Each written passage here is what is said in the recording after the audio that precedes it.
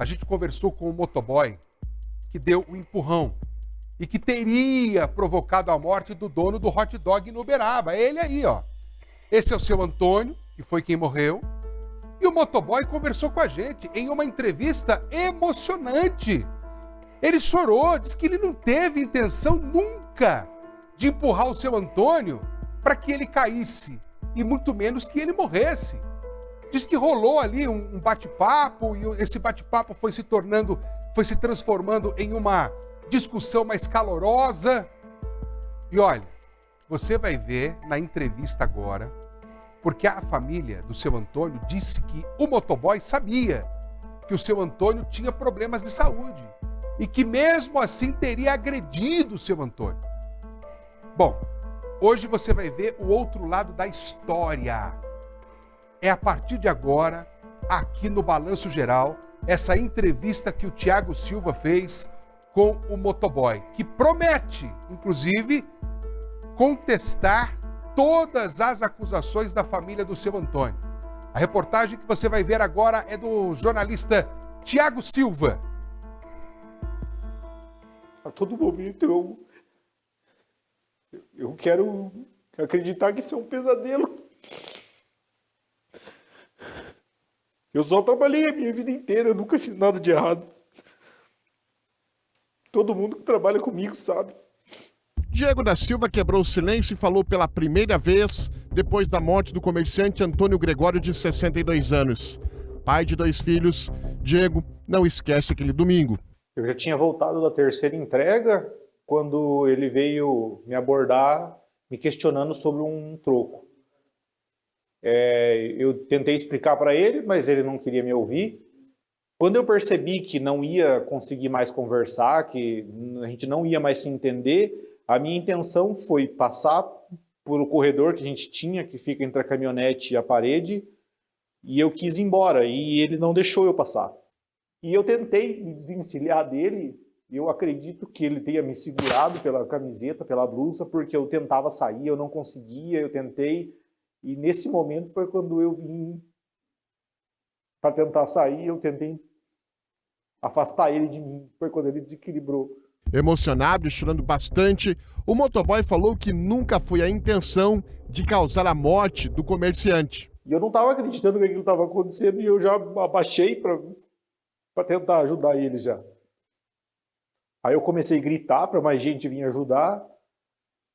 Veio bastante gente, a gente tentou sentar ele, mandaram sentar ele, daí depois, não, deita ele, deitaram ele. E aí eu fiquei com a cabeça dele no meu braço. Eu queria que ele me respondesse, porque eu ficava gritando, seu Antônio, fala comigo, seu Antônio. Diego trabalhava com a família há pelo menos 4 anos. Falou que seu Antônio era um patrão enérgico com os funcionários, mas que nunca imaginou que pudesse passar por isso. Todo mundo que trabalha e trabalhou no Esquina Dog sabe que quando ele bebia, ele queria arranjar problema com alguém. E aí a gente ficava lutando para se afastar. A defesa de Diego espera por laudos do Instituto Médico Legal para confirmar a causa da morte do comerciante. Para a defesa, em nenhum momento o motoboy se ausentou da responsabilidade. Nós ouvimos o eco das pessoas que estão envolvidas nesse caso, mas nós sequer sabemos da causa da morte da vítima.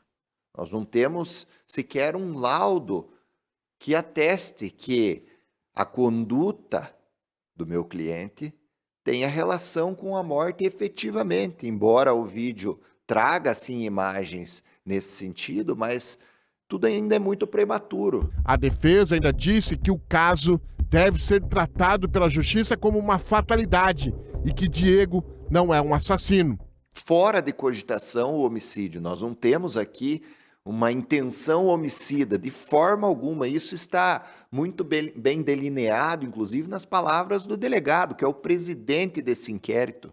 E ele diz que se trata ali de uma fatalidade. Diego espera um dia ser perdoado pela família do comerciante e tentar retomar uma vida normal.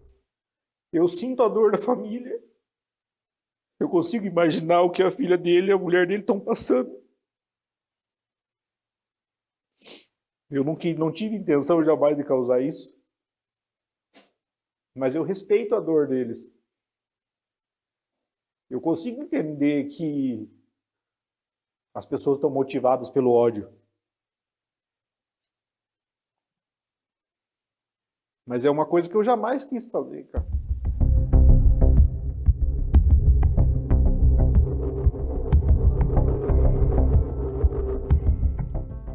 Olha, é uma história impressionante.